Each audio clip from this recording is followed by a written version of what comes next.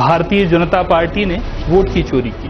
Vote उनको बचे होंगे तब तो चोरी होंगे। राहुल गांधी जी ने मतदाता सूची में कहीं भी रोहिंग्याओं की बस्ती की बात क्यों नहीं करी, जिनके वोट कट रहे हैं। कांग्रेस के पास में नेतृत्व का अभाव, नीति का अभाव, नेता का अभाव। चुनाव आयोग पर प्रश्न उठाना लोकतंत्र के लिए ठीक है?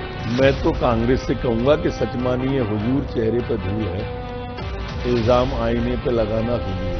जब सर्जिकल स्ट्राइक की तो सेना पे सवाल उठाए, और चुनाव हारे तो चुनाव आयोग पर सवाल उठाए। इनके स्वभाव में है आरोप लगाओ और भाग जाओ। ये पॉलिटिकल पाखंड कहलाती है ये सब चीजें। देश का मान, देश का सम्मान, देश का स्वाभिमान मोदी जी के नेतृत्व में बढ़ रहा है। जिन्हें आप घातक कह रहे हैं, कितनी चुनौती है वो भाजपा के लिए? ये चुनौती तो ये है ही नहीं। जहां भी चुनाव हो रहे हैं ये पत्ते की तरह हो रहे हैं। कि विकास और सांस्कृतिक मूल्यों के बीच जो संतुलन बनाना है, कैसे बनाया जाए? संस्कृति को समझते ही नहीं है राहुल गांधी। डॉक्टर नरोत्तम मिश्रा ने जो कहा सो किया, फिर जनता ने ऐसा परिणाम क्यों दिया? जो किया उससे आत्मविश्वास आया, और मैं समझता हूं कि अति आत्मविश्वास घातक होता है। वो मेरे लिए घातक हुआ। मैं किसी की गलती नहीं मानता, मैं खुद की मानता हूं और अपने अंदर सुधार करूंगा, अपने अंदर बदलाव लाऊंगा। तो दो स्थिति में रहते हैं, या तो जीतते हैं या फिर सीखते हैं। नमस्कार, मैं हूं हित किशोर शर्मा। साधना न्यूज में आपका बहुत बहुत स्वागत है। डॉक्टर नरोत्तम मिश्रा भारतीय राजनेता जो मध्य प्रदेश की राजनीति में खासा स्थान रखते हैं, आज हमारे साथ हमारे कैमरे फ्रेम में हैं और हम उनसे व्यक्तिगत उनसे जुड़े हुए सवाल यानी राजनीतिक अनुभव और समसामयिक मुद्दों पर चर्चा करेंगे।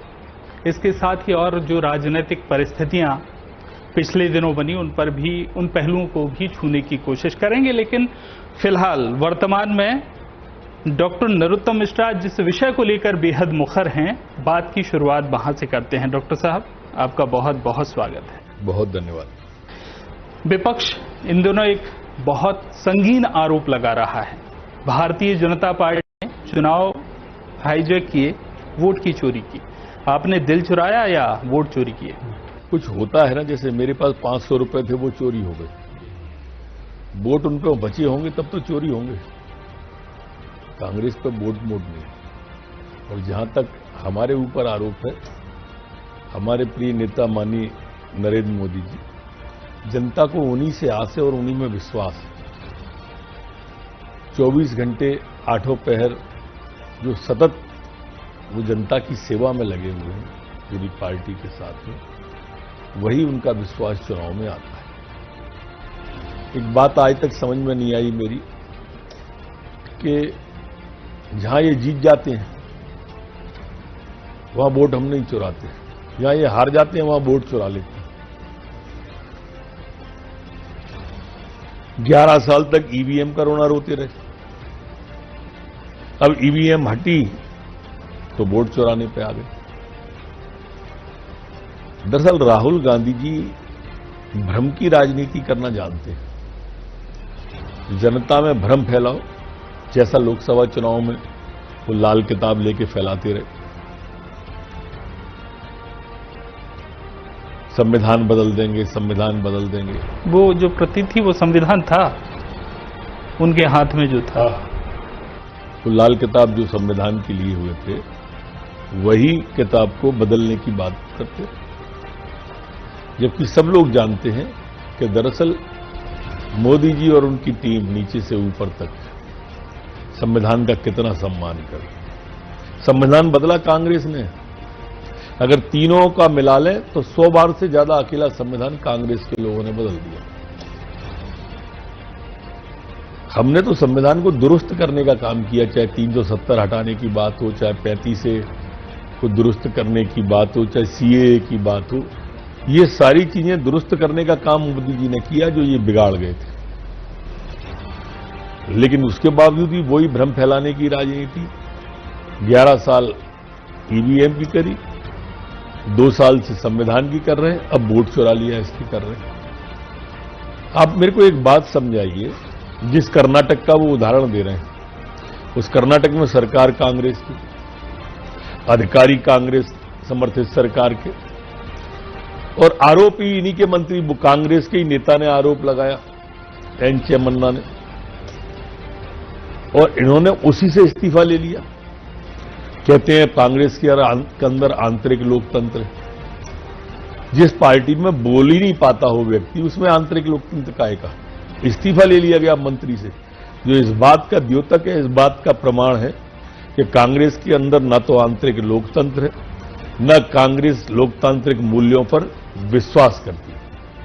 यानी ये जो आरोप है इसे आप क्या मानते हैं? केवल कांग्रेस की हताशा, निराशा, बौखलाहट? हार की बौखलाहट है, हार की खीज है। कांग्रेस के पास में नेतृत्व का अभाव है, नीति का अभाव है, नेता का अभाव, कुछ भी नहीं है। और ये बौखलाहट उनसे कुछ तो भी करा रही है। ये जो तमाम माहौल बार बार बनता है देश में, बहुत लंबा समय था ईवीएम को लेकर सवाल खड़े किए जा रहे थे। अब ये जो हमला है, क्या ये चुनाव आयोग पर प्रश्न उठाना लोकतंत्र के लिए ठीक है? मैं तो कांग्रेस से कहूंगा कि सच मानिए हुजूर, चेहरे पे धूल है, इल्जाम आईने पे लगाना फिजूल है। आप संवैधानिक संस्थाओं पे ऐसा नहीं है कि चुनाव आयोग पे अभी आपने आरोप लगाया। आप पिछला ट्रैक रिकॉर्ड कांग्रेस का 10 साल से देखिए। इन्होंने जब सर्जिकल स्ट्राइक की तो सेना पे सवाल उठा दिए, एयर स्ट्राइक की तो सेना पे सवाल उठा दिए। हिंदुस्तान का नाम रोशन जब कोरोना वैक्सीन से हुआ तो वैक्सीन पे सवाल उठा दिया कि ये भाजपा की वैक्सीन है। इन्होंने न्यायालय पे सवाल उठाए जब केस हारे तो, और चुनाव हारे तो चुनाव आयोग पे सवाल उठाए,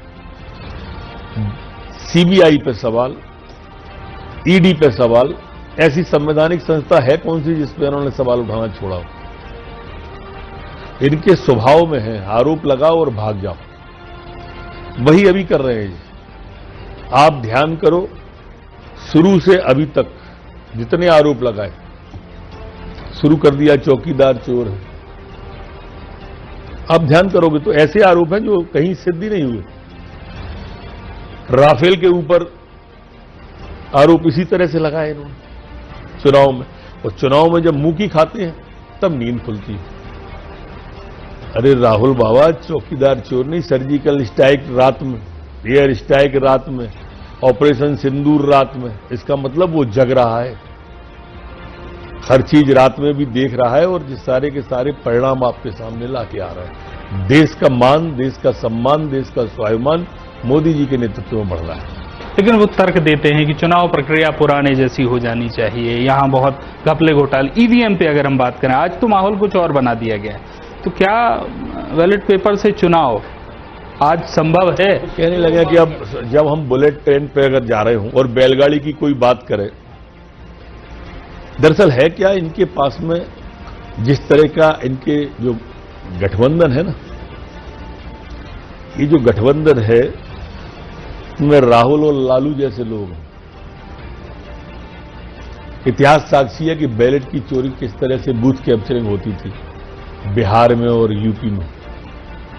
मोदी जी के आने के बाद में जो चुनाव सुधार हुआ, जो चुनावी परिवर्तन हुआ, ईवीएम के आने के बाद में चुनावी परिवर्तन हुआ, वो रास नहीं आ रहा है, क्योंकि जिस तरह से लोग इनके पास में हैं वो लोग ही इस तरह के, इसलिए ये चाहते हैं, इसलिए आरोप लगा रहे हैं। वो आरोप लगा रहे हैं। आप चुनाव आयोग की भूमिका को कैसे आंकते हैं?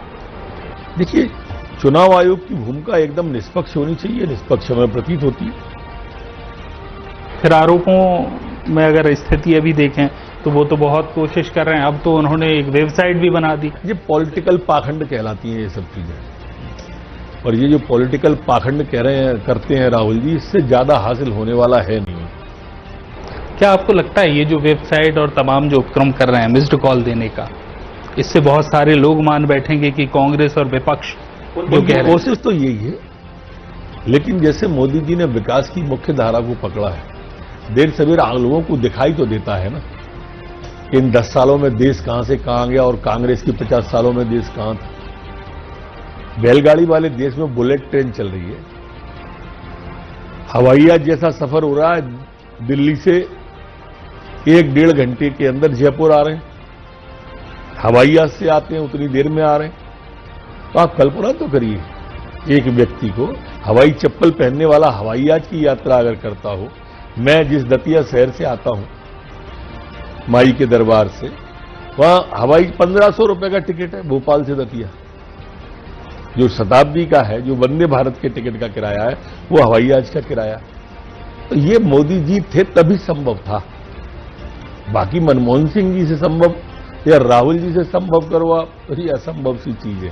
बिल्कुल, राहुल जी, अखिलेश यादव, आम आदमी पार्टी, तमाम जो विपक्षी हैं, एक स्वर में एक ही तरह की बात आज की स्थिति में कर ना, एक स्वर में नहीं, इनके स्वर चुनाव पे अलग अलग हो जाते हैं। ये आपने आम आदमी पार्टी के नेता जो कल साथ आ गए, वो ऐसे साथ आते हैं और जाते रहते हैं।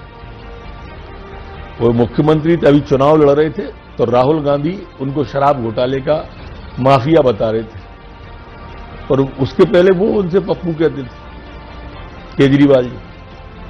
अब फिर साथ आ गए। जितने आपको दिख रहे हैं, जितने आपने नाम लिए, चाहे अखिलेश जी हों, चाहे राहुल गांधी हों, केजरीवाल जी हों, तेजस्वी यादव जी हों, ममता दीदी हो, ये सब आज की परिस्थिति में इनने कुछ किया नहीं है और इसलिए इकट्ठे हो जाते हैं और चुनाव होते ही दूर दूर हो जाते हैं।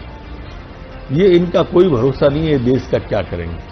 आज देश को इस स्थिति में जो पहुंचा दिया, करोड़ों की संख्या में रोहिंग्या हिंदुस्तान के अंदर घुसाया। एक पासपोर्ट बनाने के लिए तो हमको दिक्कत आती है, इतनी चेकिंग हो जाती है एयरपोर्ट पे, और ये करोड़ों में घुसाए कहां से? पश्चिम बंगाल से ही तो आ रहे हैं ना। दिल्ली कैसे केजरीवाल ने भर दिया? आखिर राशन कार्ड कौन बना देता है? राशन कार्ड, वोटर लिस्ट में नाम, ये सब वहीं की लोकल की सरकारें हैं ना। और एक आप बात बताइए, भाजपा की सरकारें हैं, वहां क्यों नहीं बन पाते इनके? वहां क्यों नहीं आ रही है? क्योंकि ये साजिशन है, ये देश के लिए बहुत घातक हैं। ये सारे के सारे ऐसे लोग जो कि इनके पास बना रहे हैं, जो इनके राशन कार्ड बना रहे हैं। तो देश की जनता आज नहीं तो कल समझती है इन सब। जिन्हें आप घातक कह रहे हैं, कितनी चुनौती है वो भाजपा के लिए?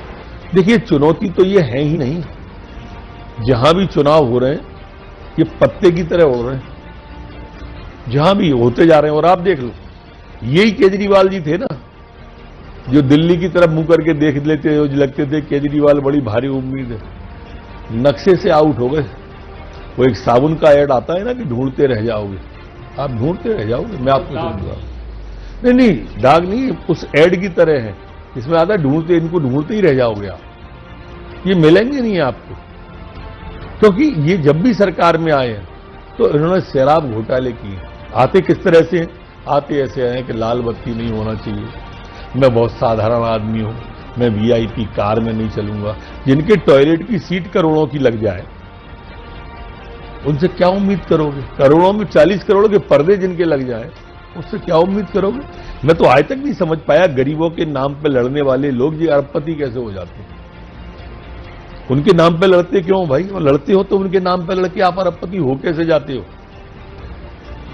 लेकिन देश की जनता सब देखती है और समझती है, और आप ये तय मान के चलिए कि ये कोई भी टिकने वाले नहीं है। और ममता दीदी भी इस चुनाव में आपको बंगाल में दिखेंगी नहीं, चुनाव आने भर की देर है। बिल्कुल, ये राजनीति सेवा का प्रकल्प है, इस तरफ आपने इशारा कर दिया।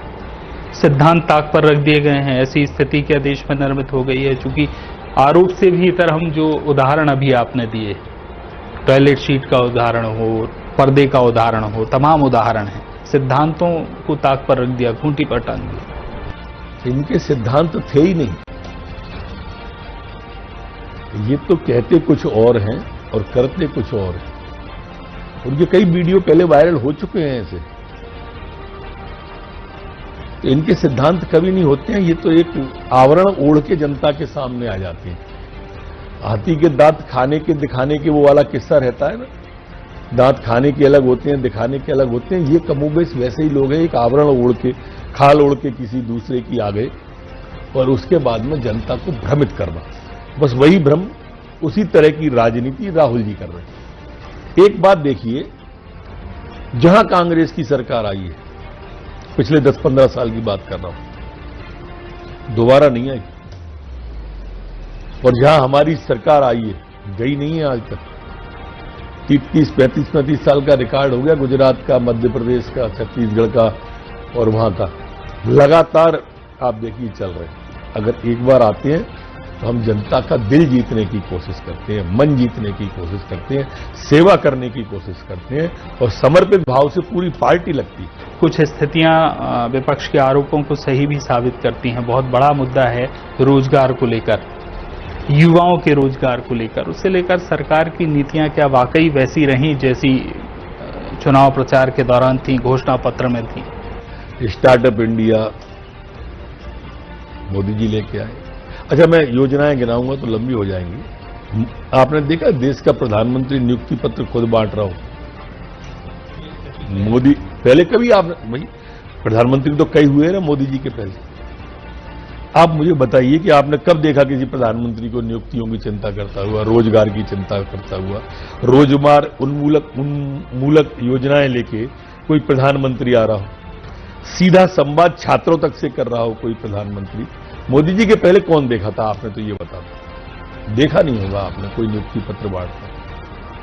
हमारे मुख्यमंत्री मोहन यादव मध्य प्रदेश में,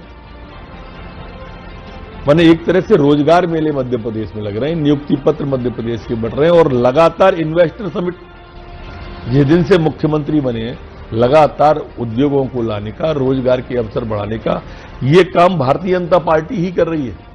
आप बताओ, कर्नाटक में ऐसा हो रहा है क्या? तेलंगाना में ऐसा हो रहा है क्या?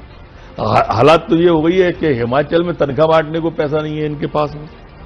हिमाचल के अंदर तो तनख्वाह बांटने को पैसा नहीं है कांग्रेस की सरकार। जहां जहां कांग्रेस की सरकार है, आप तो उस प्रदेश की दुर्गति देख लो बस। सिर्फ एक बार चले भर जाओ और जहां जहां भाजपा की सरकार है, उस प्रदेश की सदगति देख लो आप जाकर। एक बहुत अहम प्रश्न है कि विकास और सांस्कृतिक मूल्यों के बीच जो संतुलन बनाना है, कैसे बनाया जाए? देखो, संस्कृति को समझते ही नहीं है राहुल गांधी। वो सनातन पे लोकसभा में बोलते हुए उंगली उठा देते हैं। जितनी बार उठाया उन्होंने हिंदू और हिंदुत्व पर ही उठाया विषय, हमेशा हिंदू और हिंदुत्व पर ही विषय उठाया। क्यों? जब विषय उठाया राहुल गांधी ने सनातन के ऊपर विषय उठा दिए, लोकसभा में चलते में उठा दी। ये इनको सनातनी संस्कृति समझ ही नहीं आएगी। इनकी मदर टंग ही नहीं है ना वो भारतीय भाषा, कोई भारतीय भाषा इनकी मदर टंग नहीं।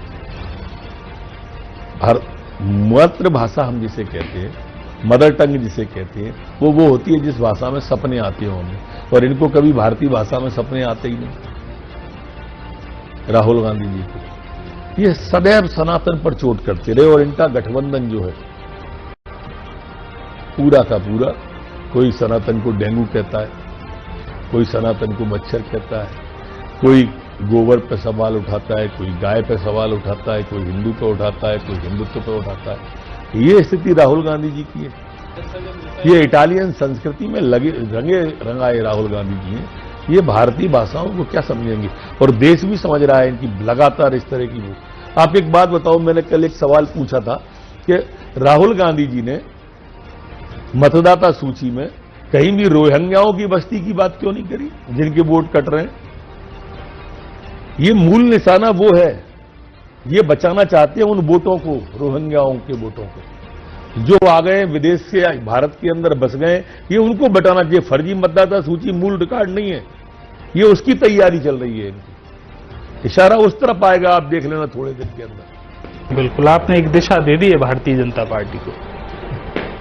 नहीं, मैं क्या दिशा दूंगा? मैं भारतीय जनता पार्टी से दिशा लेके चलता हूं। मैं क्या दिशा दूंगा? मैं उनके नीति और सिद्धांतों पर और नेताओं के बताए मार्ग पर चलता हूं। बिल्कुल, इस साक्षात्कार को दूसरी दिशा में ले जाते हैं, चूंकि हम राहुल गांधी पर केंद्रित अब तक रहे हैं। राहुल गांधी इकलौते युवा हैं कांग्रेस के, युवराज और युवा इसी तरह के शब्दों का इस्तेमाल कांग्रेस के नेता उनके लिए करते हैं। राजनीति में समझ, सोच और युवा शक्ति, इसका प्रवेश, इन तमाम चीजों को लेकर चर्चा बहुत लंबे समय से होती है। मेरा प्रश्न भी उसी से जुड़ा है, लेकिन चूंकि मध्य प्रदेश और देश की सियासत में मैं उनको भी इस प्रश्न में शामिल कर रहा हूं जो नेता पुत्र हैं। क्या स्थिति आप देखते हैं? कितना इंटरेस्ट उनका आपको लगता है और कितना स्पेस हम उनके लिए बना पा रहे हैं? स्पेस तो उन्हें खुद को बनाना पड़ेगा। बच्चों को पार्टी के अंदर अगर वो सेवा करते हैं, देखो आप उत्तराधिकारी राहुल जी की तरह इनको नहीं बता सकते हैं। राहुल गांधी आए और सीधे राष्ट्रीय अध्यक्ष बन गए।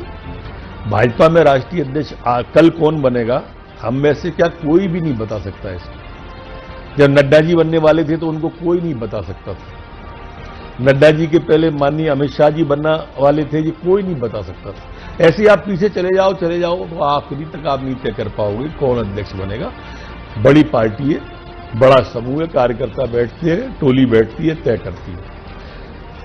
पर नेहरू जी के बाद इंदिरा गांधी बनेंगी, हर कोई बता सकता था। इंदिरा गांधी के बाद राजीव गांधी बनेंगे, हर कोई बता सकता था। राजीव के बाद सोनिया जी बनेंगी, सोनिया जी के बाद में राहुल बनेंगे, अब इनके बाद में प्रियंका बनेंगी, ये पहले से तय है।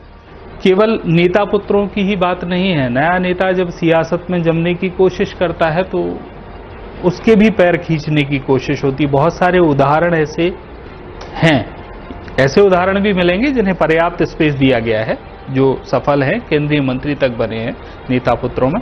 लेकिन क्या उन्हें प्लेटफॉर्म देने की कोशिश? ये योग्यता अगर वो योग्य है और मेहनत है, क्या बुराई है इसमें? उसको मेहनत करने देना चाहिए, स्पेस देना चाहिए, उसकी योग्यता का फायदा लेना चाहिए। लेकिन अगर वो मेहनती नहीं है, नीति से सुपरिचित नहीं है, तो उसे परिचित कराना चाहिए। भारतीय जनता पार्टी में नेता बनने की कोशिश बहुत सारे युवा करते हैं, बहुत सारे उदाहरण हैं। सभी युवाओं को करना भी चाहिए। यहां पर अपार संभावना है, खुला आसमान है भारतीय जनता पार्टी में। यही पार्टी है, यही पार्टी एकमात्र है जहां चाय बेचने वाले देश का प्रधानमंत्री बन सकता है। कांग्रेस में बन सकता है क्या कोई प्रधानमंत्री? मेरा सवाल आपसे भी, कभी कोई सोच ही नहीं सकता कांग्रेस में, क्योंकि खुला आसमान है ही नहीं ना। हमारे यहां जितने मुख्यमंत्री बने बहुत छोटे से परिवार से ही तो आए थे। पर कांग्रेस आएगी तो फिर कमलनाथ ही आएंगे, दिग्विजय सिंह ही आएंगे, राजा साहब। वह कांग्रेस पार्टी का है ऐसा कल्चर। हमारे यहां बहुत छोटे से कार्यकर्ताओं को हम कहते रहते हैं कि यूं दूर बैठकर क्या आसमान, हम कार्यकर्ताओं से कहते ही हैं कि यूं दूर बैठकर क्या आसमान देखता है, पंखों को खोल जमाना सिर्फ उड़ान देखता है। दतिया आपने अपनी कर्मभूमि उसको बनाया। डॉक्टर नरोत्तम मिश्रा ने जो कहा सो किया, फिर जनता ने ऐसा परिणाम क्यों दिया? जो किया उससे आत्मविश्वास आया, और मैं समझता हूं कि अति आत्मविश्वास घातक होता है। वो मेरे लिए घातक हुआ। मैं किसी की गलती नहीं मानता, मैं खुद की मानता हूं और अपने अंदर सुधार करूंगा, अपने अंदर बदलाव लाऊंगा, ऐसा मैं मानता हूं। स्वयं की गलती मानता हूं। स्वयं की गलती आप मानते हैं। चुनाव परिणाम के बाद की जो स्थितियां थी, पानी उतरता देखकर घर न बना लेना, मतलब आपको लगता है कि वो जो हार का चर्चा है वो अब आत्ममंथन में बदल गया? बिल्कुल, हमको तो सीखना ही चाहिए। हम तो दो ही स्थिति में रहते हैं, या तो जीतते हैं या फिर सीखते हैं। सीखने की प्रक्रिया में है। बिल्कुल, बहुत बहुत धन्यवाद। एक बहुत अच्छे मोड़ पर ये साक्षात्कार आया, और शायद यही सीख राजनीति ही नहीं, जीवन के हर क्षेत्र में होती है। पूरा जीवन ही विद्यार्थी की तरह अगर जिया जाए तो शायद सरलता आ जाएगी। आपका बहुत बहुत धन्यवाद डॉक्टर साहब।